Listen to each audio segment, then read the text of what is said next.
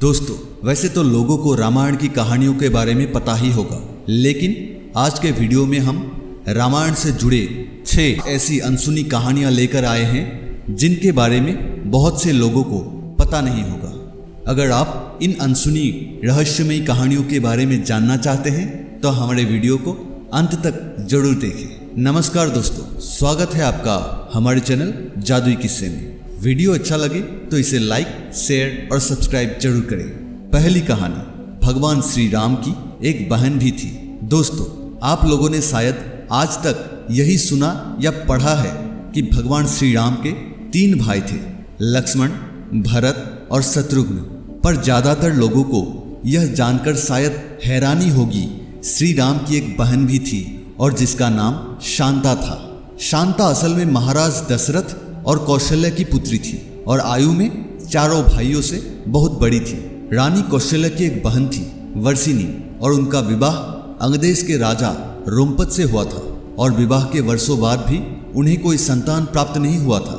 राजा रोमपट दशरथ के बहुत अच्छा मित्र भी था और उनके सामने हमेशा निसंतान होने का दुख प्रकट करता था। इसीलिए राजा दशरथ ने अपनी पुत्री शांता को अंगदेश के राजा रोमपत को दे दिया था। दूसरी कहानी, 14 वर्षों तक जागते रहे लक्ष्मण और सोती रही उर्मिला। हाँ दोस्तों, आपको यह जानकर आश्चर्य होगा कि भगवान श्री राम के वनवास के दौरान लक्ष्मण 14 वर्ष तक लगातार जागता रहा ताकि प्रभु राम और माता सीता हमेशा सुरक्षित रहे। अपनी वनवास की पहली रात जब प्रभु श्री राम और माता सीता सो रहे थे, तब लक्ष्मण उनकी सुरक्षा के लिए जगा हुआ था। लक्ष्मण को पूरी रात जागता हुआ देख निद्रा के देवी उनके समक्ष प्रकट हुई और लक्ष्मण से पूछा, लक्ष्मण, तुम क्यों जाग रहे हो? क्या तुम्हें नींद नहीं आ रही? तब लक्ष्मण ने कहा, माता, मैं अगर सो गया तो मेरी भैया भाभी को कौन सुरक्षा देगा? इसीलिए मैं जागते रहना चाहता हूँ। कृपया मुझे 14 वर्ष जागते रहने का शक्ति प्रदान करें माता। अपने भैया भाभी के प्रति लक्ष्मण के निष्ठा और समर्पण देख निद्रा देवी ने लक्ष्मण से कहा, मैं तुम्हें यह शक्ति दे सकता हूँ, परंतु उसके बदले किसी और को 14 वर्ष तक सोते रहना होगा। क्या तुम्हारे दृष्टि में ऐसा कोई व्यक्ति है? तब लक्ष्मण ने निद्रा देवी को उनकी पत्नी उर्मिला से मिलने को कहा। तब निद्रा देवी उर्मिला के पास जाकर लक्ष्मण की पूरी बात सुनाई। सब कुछ जानने के बाद उर्मिला ने 14 वर्ष तक सोए रहने को तैयार हो गया। इसी तरह लक्ष्मण 14 वर्ष तक जागता रहा और उर्मिला 14 वर्ष तक सोती रही। तीसरी कहानी, श्री राम ने अपने ही प्रिय भाई लक्ष्मण को मृत्यु दंड दिया था।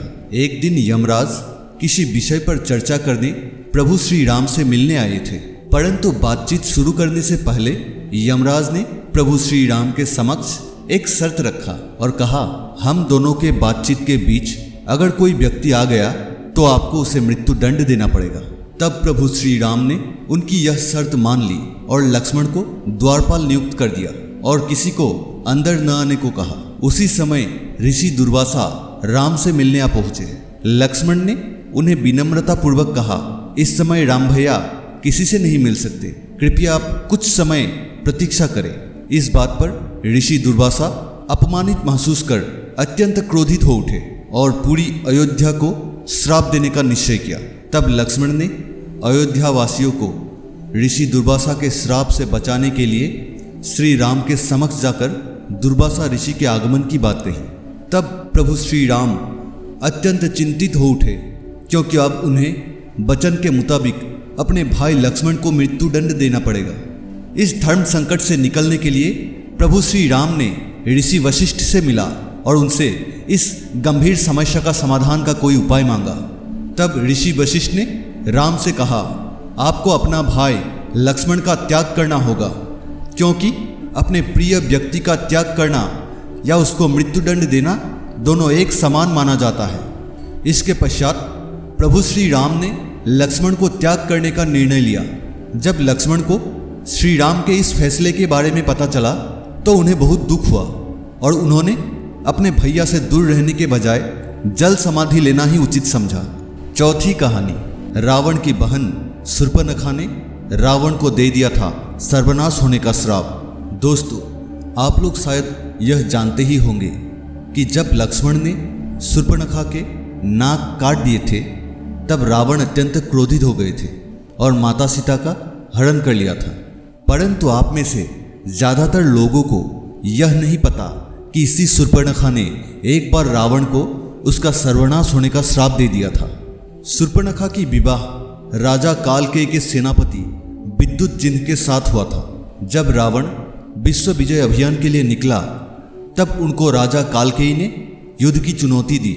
उसी युद्ध में रावण ने कालकेय राजा के सेनापति विद्युतजिह्न का भी वध कर दिया। तब अपने पति के हत्या से दुखी होकर शूर्पणखा ने रावण को सर्वनाश होने का अभिशाप दे दिया था। पांचवी कहानी, कुंभकर्ण के लगातार 6 महीने सोने का कारण। वैसे तो सभी लोग कुंभकर्ण के बारे में जानते ही होंगे। रावण का भाई कुंभकर्ण एक बहुत ही शक्तिशाली और विशाल राक्षस था। कुंभकर्ण 6 महीने तक लगातार सोता रहता था और सिर्फ एक दिन खाने के लिए उठता था। एक बार कुंभकर्ण की घोर तपस्या से संतुष्ट होकर ब्रह्मा जी उनके समक्ष प्रकट हुए और उनसे वरदान मांगने को कहा। दरअसल इंद्रदेव को हमेशा कुंभकर्ण से यह डर सताता रहता था कि कुंभकर्ण कहीं वरदान के रूप में ब्रह्मा जी से इंद्रासन न मांग ले। इसीलिए इंद्रदेव ने माता सरस्वती से प्रार्थना करके कहा कि वरदान मांगते समय कुंभकर्ण के मुंह से इंद्रासन की जगह निद्रासन निकले। फलस्वरूप वरदान मांगते समय कुंभकर्ण के मुंह से इंद्रासन की जगह निद्रासन निकला और ब्रह्मदेव ने भी तथास्तु कहकर वरदान दे दिया। छठी कहानी, श्री राम के भाई किन के अवतार थे।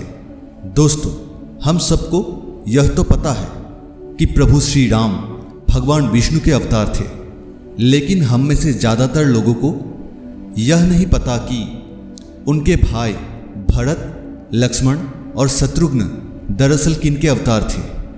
भरत असल में सुदर्शन चक्र के अवतार थे और लक्ष्मण शेषनाग के अवतार थे।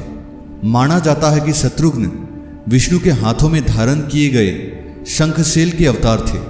दोस्तों, इनके अलावा भी रामायण काल में ऐसी बहुत सी अनसुनी कहानियां हैं जिनके बारे में ज़्यादातर लोगों को नहीं पता।